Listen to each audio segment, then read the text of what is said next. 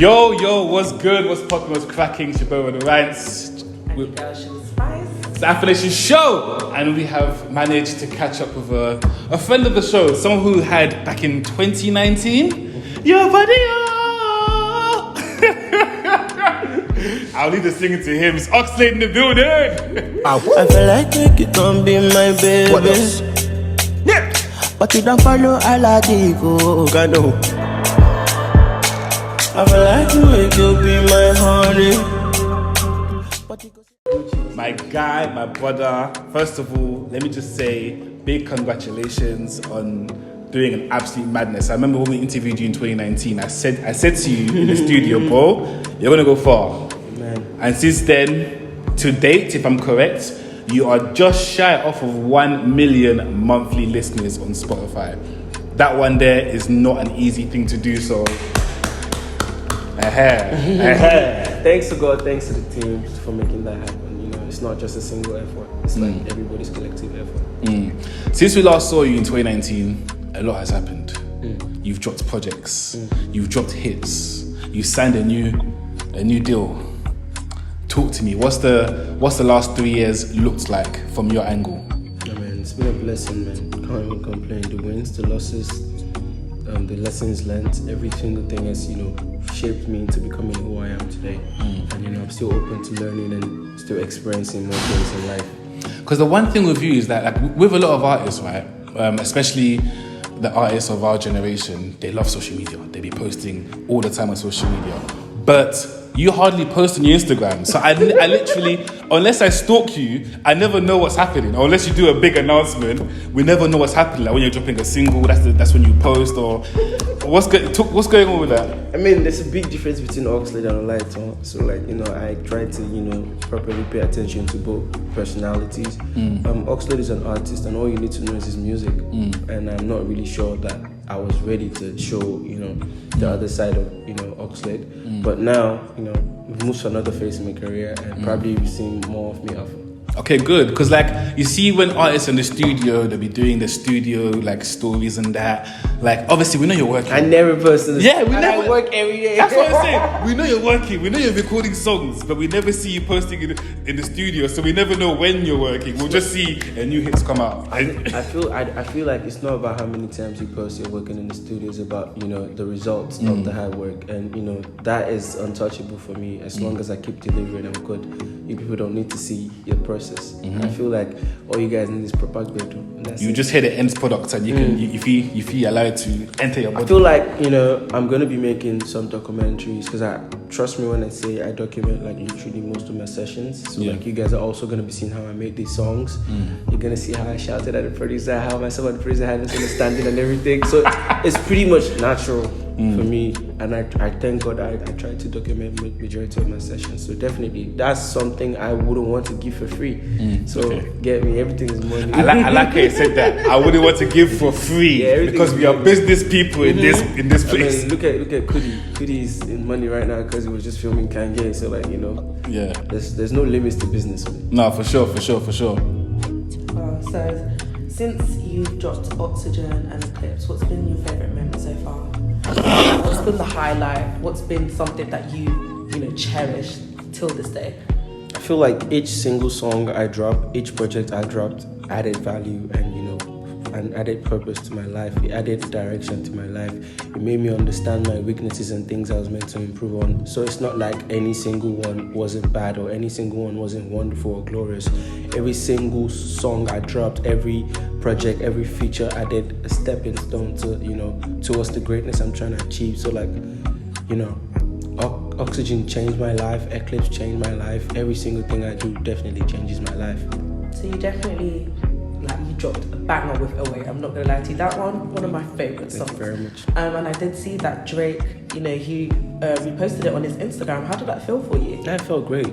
Those are one of the moments I say, are defining in my life. Those kind of moments make you understand that you're doing the right thing, and all the sacrifices were not for granted, all the sleepless nights, all the times you could even afford to eat but you had to pay for studio sessions. Every single thing I had to face just paid off after those kind of great moments.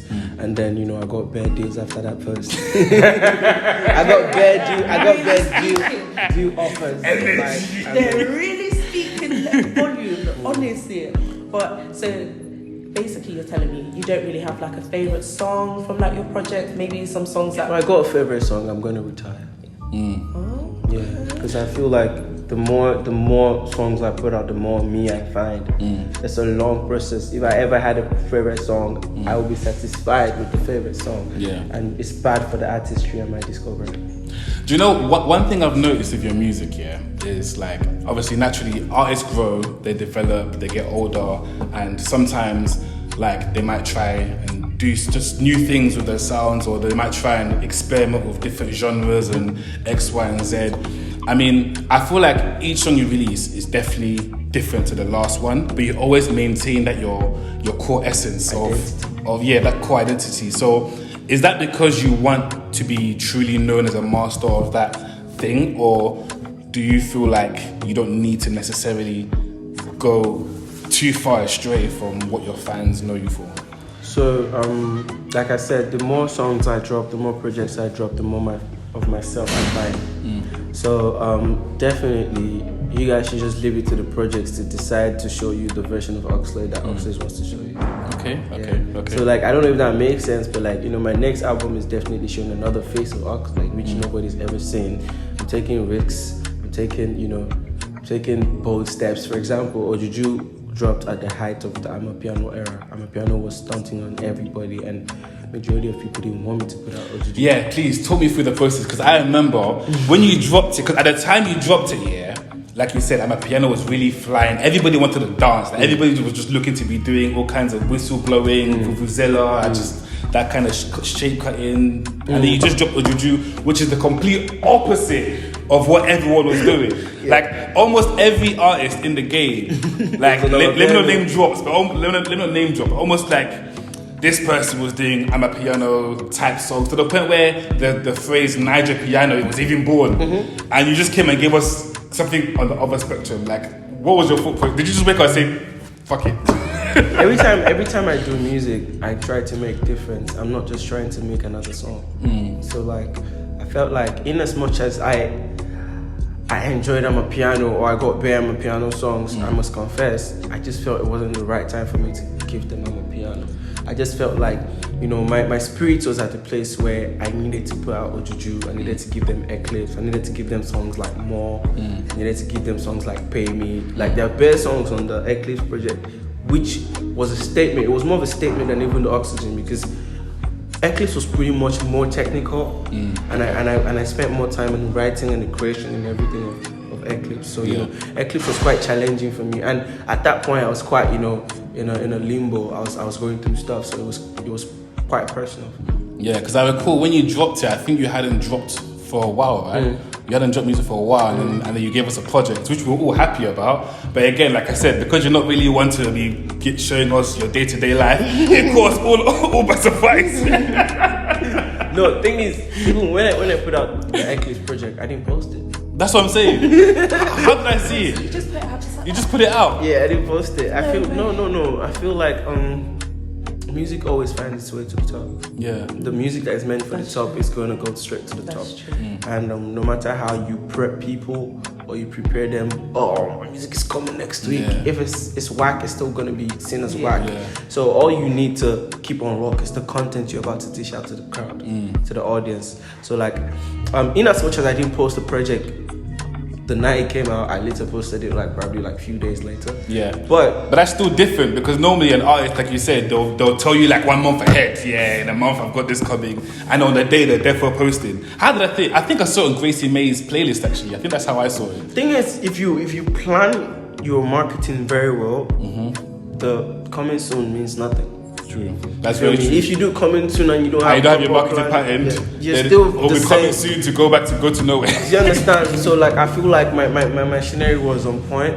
Yeah. Boys held it down for me. The team held it down for me, and they didn't make me feel like, It didn't make me feel less, or they didn't make me feel down. You know, we planned everything properly. We already distributed the songs to all the OAPs and all the radio stations, and we did everything we had to do before the song even came out. So there was no need for anticipation. Just enjoy the music. For sure. So scaling back to Ojuju, obviously, you said on the track, I did fear of falling. It's like this love thing is not for me. So is that anything to do with your current status? Does that resonate with anything in your life? I mean, when I wrote it, I was probably going through something. I was definitely going through something. I was really feeling the passion. Yeah, anything I actually sing is from me. It's genuinely from me. It's right from my heart. You can hear the pain from my songs. You can hear how much, you know, intent I put in my songs. I'm so intentional with the lyrics, with the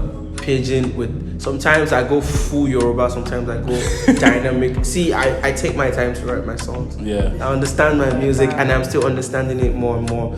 And you know, at that point in time, because I'm a person that really communicates, so when words fail me, I tend to go to the studio to sing, because that's the best way I can communicate. And you know that feeling birthed that classic, and I thank God for, you know, giving me the chance to sing that kind of song. You definitely show your passion through your music and also through your visuals as well. Like, yeah, my visuals. Your videos becoming your videos becoming sharp. And it's not like you go OTT. You know, you don't go over the top. You don't. It's like, it's simple, but it's so effective. You know, like where does the inspiration come from? Like the artistic directory. So in as much as I'm fully involved in my creativity. In my creative world, because like what I wear, how I look, my brand is so dear to me. You feel me? So like everything, I pay attention to it. When I see an idea and I want like a director, I choose the directors I want to execute my vision. So that's why most of the time it looks like a match made in heaven, or it looks like, oh, Oxlade is so good at what he does, because I try my best to find the right people to execute my vision for me. Away was shot by TJ Omori, classic one. Shouts to him. He's like arguably one of the biggest directors right now, and it was a big honor working with him. O2 was shot by Naya. Shouts to Naya, that's my best friend, and he happened to shoot the video, and you know, he went big, he went crazy. I think Ojuju was shot by Demola Falomo, and this guy is a genius on his own. And then Want You, the current song, was shot by UAX. So if you see, I don't use the same director, or I don't use the same team for different songs. I use different creatives for different projects. So you literally, it's like a bespoke thing. Like each project, you pick the person that you feel matches that project. And that's why it looks like, oh, it's so perfect. And I try my best to stick the Africanness on their faces. You feel me? That's why I even had to put the African tattoo on my neck, because that's the first thing you see when you see me, because I'm unapologetically African, and I always try to own up to it. You never see me on them flashy, you know, fast cars, except the song Rantz it. Do you understand? So like, you never see me on that, you know, sophisticated lifestyle. I'm trying to be as real as possible, and I'm trying to be as natural as possible. No, we love that.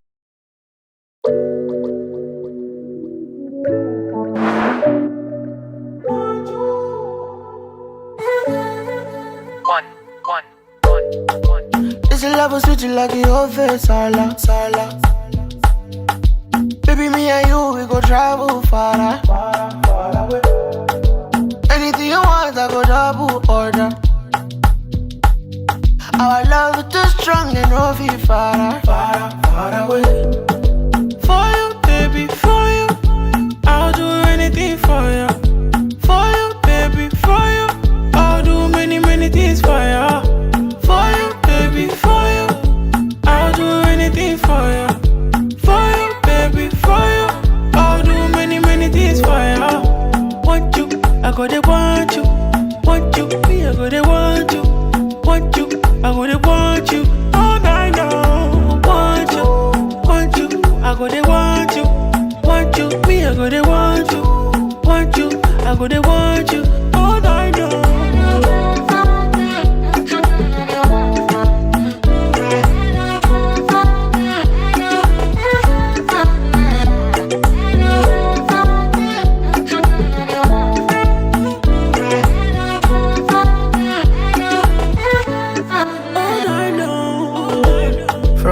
best part of my heart, baby.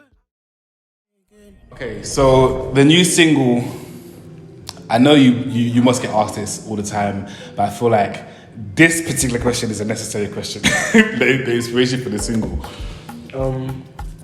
It's just a feel-good song. It's not really a song that, you know, I was in mad feelings to write. I just wrote it out of, you know, a space where I was quite happy, and, you know, I felt like that song can be a tool for happiness and a tool to, you know, suppress all the toxic energy between couples, families.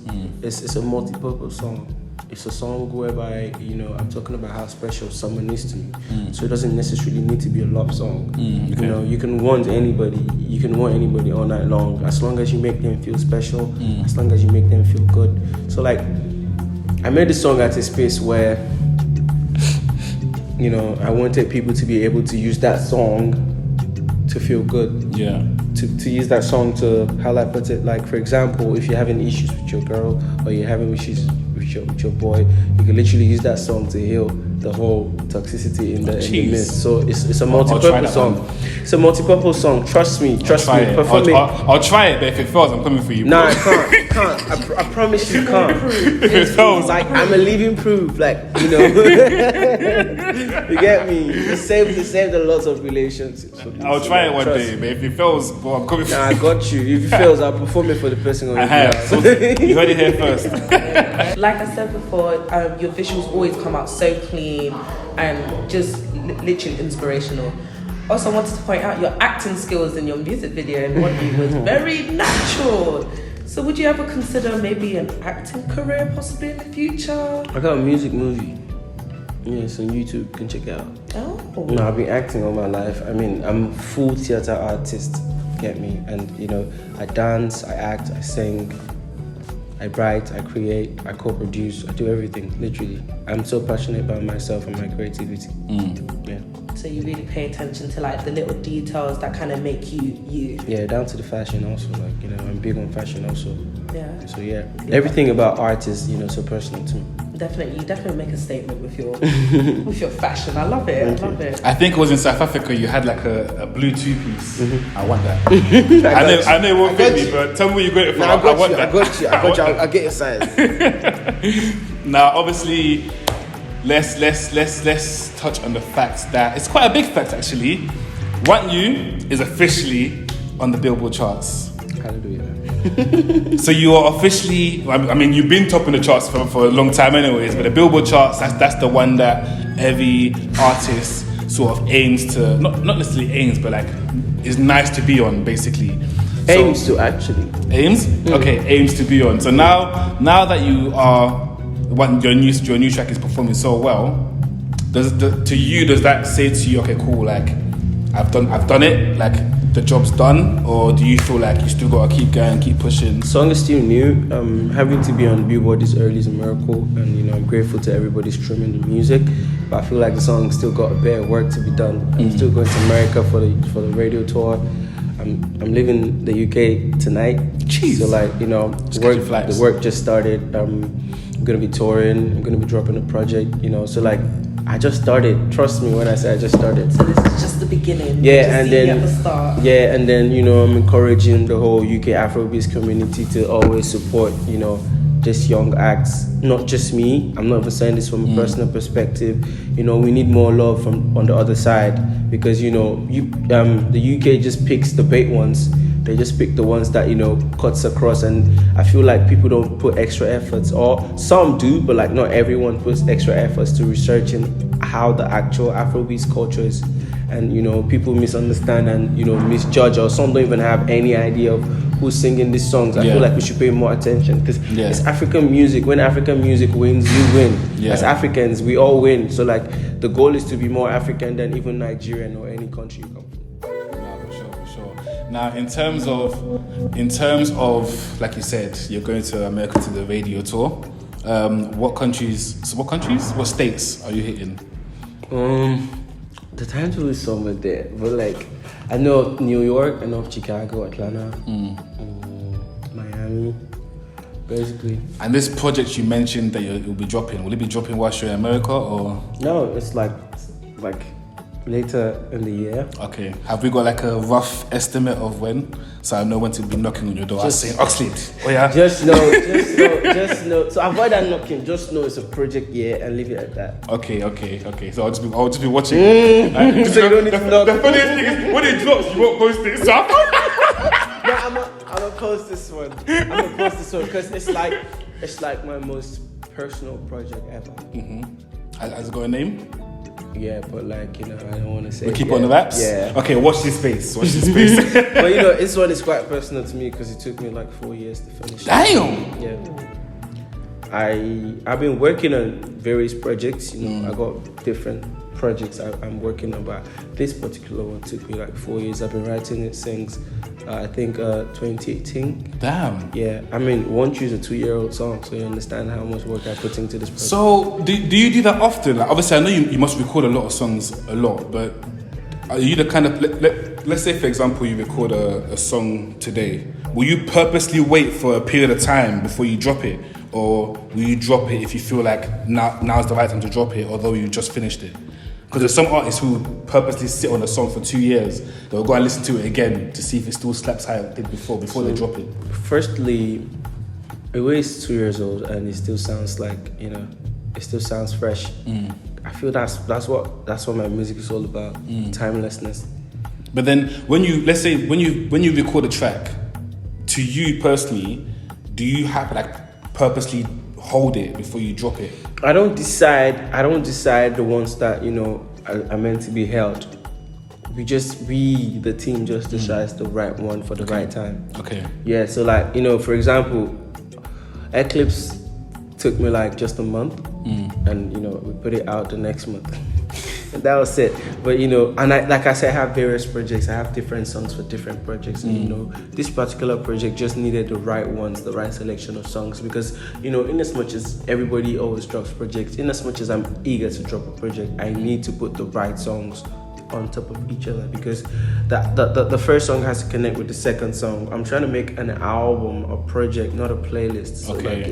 I have to be careful with the song selection. So when you press play from song 1, song 2 you can't makes sense, anyone, and you have to listen to it in order. You can't be doing shuffle. You can't do shuffle, but you would always still see the connection on the project. There's a theme, there's a feeling that this certain project is going to give. Okay, well, I'm excited for that project. I feel like we have come to the end of the interview. I just want to say once again, big congratulations on your new single, big congratulations on trying on the billboards, and big congratulations on just being Oxlade in general. You're like one of the most, genuine, one of the most authentic, one of the most truest artists in our scene. And I feel like I'm not just saying that out of bias, genuinely, because like I'm a DJ, so I pay attention to music, and minus that, I'm a music lover. I'm a radio presenter, so I study artists. I'm not one of the people that just plays for the sake of. I be watching what you're doing. I be watching what everyone's doing. That's what I'm trying to say. How they're dropping. People need to invest time in the Afrobeats. So that's why I feel like timeless music is the way forward, and your music is always timeless. That's how I know you're gonna go places. Amen. Like I can never get bored of an Oxlade song. Never. Like even if I don't listen to it today, I know that tomorrow I'll fuck with it again. You know what I'm saying? I know that next week I'll fuck with it again. There's no expiry date. There's no expiry date.